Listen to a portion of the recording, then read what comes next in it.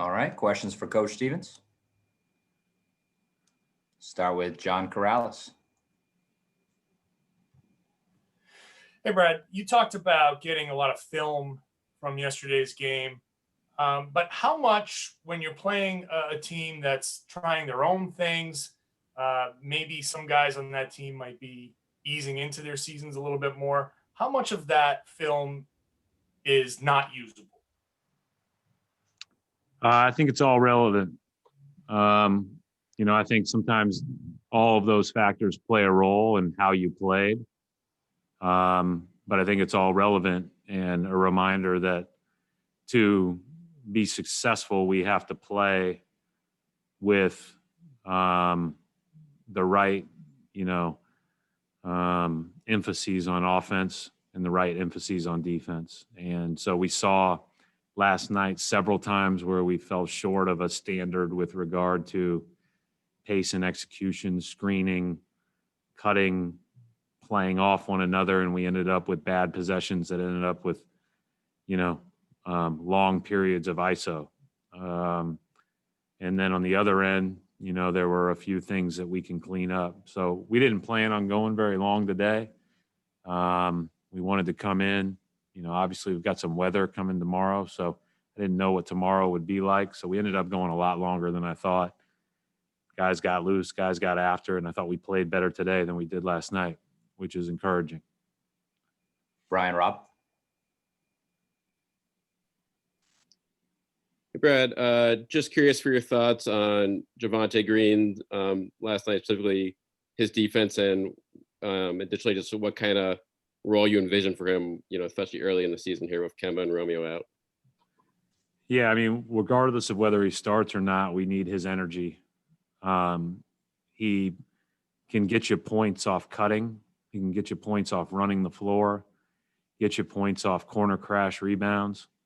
And then obviously has improved his shot, can shoot the ball when open. And but those first three things, those first three areas are, energy effort plays that, are great any time of the game. But I think, we want to see what that looks like at the start of quarters, especially the start of halves.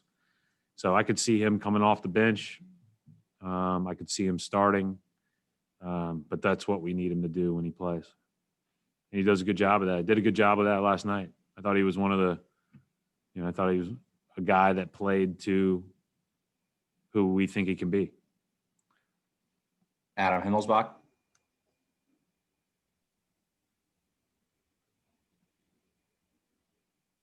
Go ahead, Adam. All right, we'll go back there. We'll go to Chris Grenham. Hey, Brad, will you guys be able to utilize any of the Red Claws coaching staff during the season? I know guys like Barlow have been in Boston recently, but is there any plan to maybe utilize their staff at all just to provide some additional personnel in these abnormal circumstances? Well, Barlow's, because he's gone back and forth between the Celtics and Maine, has been full-time here. And everybody else, Ehrman ended up going with the Knicks. Everybody else is on single-year contracts. And so when the new season happened, we're only allowed to have so many people in the gym. So unfortunately, we're not allowed to have a lot of those people back. And we can't have any guests in the gym. You've been here when we've had 50 college coaches and, different guests that can be a part of drills and those type of things. And we can't do that anymore. So that's just part of the COVID restrictions and regulations, which is another negative of, not having a full G League setup. And I don't know how that's all going to pan out across the league, but it not only affects opportunities for players, it affects opportunities as an entry-level position for coaches, especially those coaches that have just finished a playing career somewhere. It's a great way to, get their feet wet, get into a new career path. And so another reason why we're hopeful that we resume normalcy at some point when it becomes safe to do so. Cassidy Hubbard. Hi, Coach. What were the biggest takeaways from your new routine of traveling in, this new environment, and anything you want to apply as far as maybe more energy on the bench for your game at home on Friday? Our energy was fine. We played in the bubble, so we know what it's like to not have fans. I mean, we've seen that up close. It is a little bit different playing in the big arenas, but it felt very similar to the bubble, maybe even a little bit louder with the piped in noise last night. As far as the travel goes, yeah, there's a lot to adjust to. We have some testing requirements in the mornings that we have to all pass to be able to go to a shoot around. So shoot arounds are going to be delicate for teams. I don't know how many teams are going to just make that optional or even do them at all. They may be more just ballroom walkthroughs. It's a real challenge from a timing standpoint. Obviously, you're pretty restricted with what you can do. And in Philly, especially, there was no indoor dining and those type of things. So yeah, it's a new thing we all have to get used to. And, I think we all need to be very vigilant in doing so. The country's not in a good place right now. And it's as rampant as it's been at any time.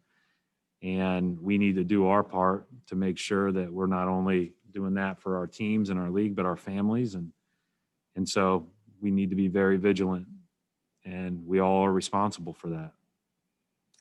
Last couple of questions. We'll go back to Adam Himmelsbach. Can you hear me, Brad? Yep. You mentioned for a minute last night about the rookies being a little kind of deer in headlights with a couple of calls, given the accelerated nature of everything right now.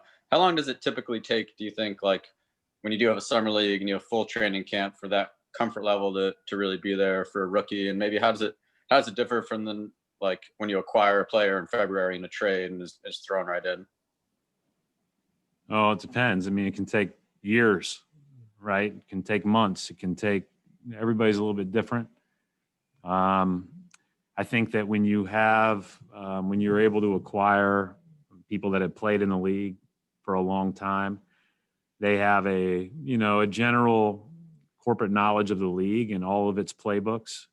Tristan Thompson's played against the other 29 teams. He knows generally what they like to do. He probably knows a lot of their play calls historically. He is well-versed in defending different ways against different teams. So when he joins a new team, he's got an idea at least on what you're trying to do. He may not know the exact calls.